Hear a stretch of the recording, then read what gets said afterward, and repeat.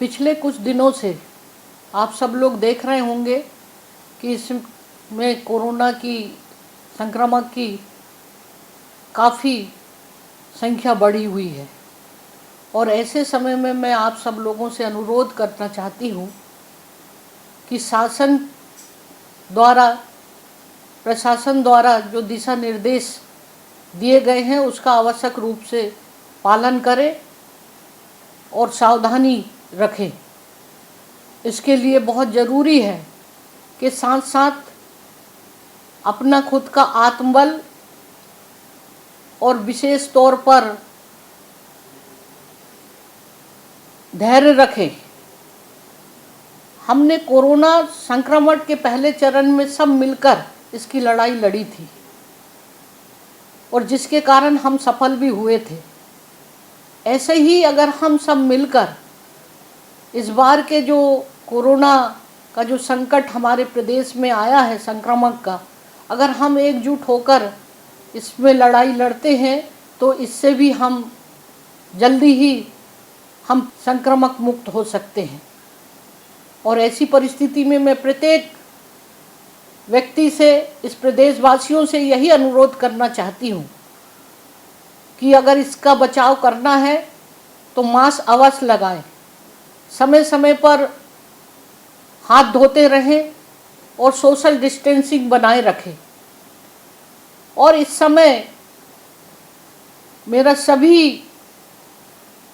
जो हमारे समाज सेवी जनप्रतिनिधि हैं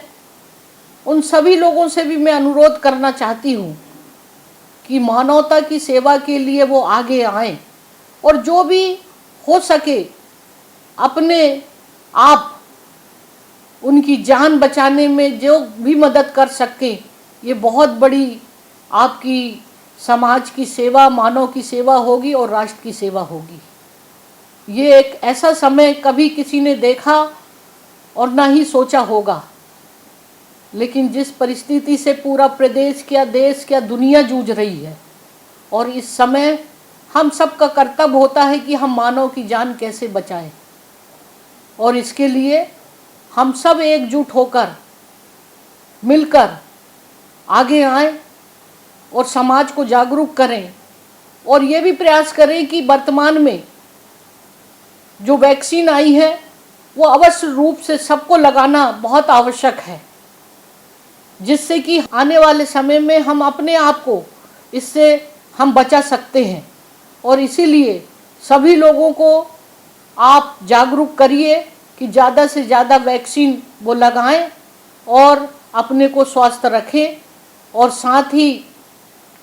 जितना भी जो भी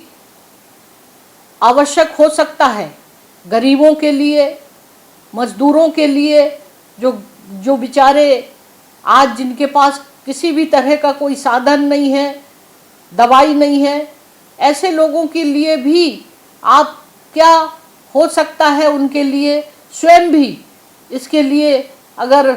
आगे आते हैं, उनकी मदद करते हैं तो ये बहुत बड़ा पुण्य आप जीवन में प्राप्त करेंगे। मेरा आपसे यही अनुरोध है कि ऐसे समय में धैर्य रखवाएं, आत्मबल बनाए रखें और इससे डरे नहीं और इससे लड़ें। और ऐसी स्थिति में निश्चित रूप से आप सबको बहुत बहुत सफलता मिलेगी और आप जल्दी ही, जो व्यक्ति संक्रमण से पीड़ित हैं वो जल्दी ही स्वस्थ होकर और पुनः वो अपने जीवन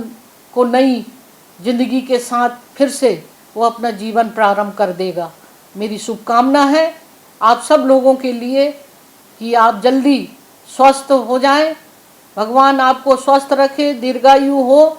और आपका जीवन उज्जवल हो, यही मेरी प्रार्थना है।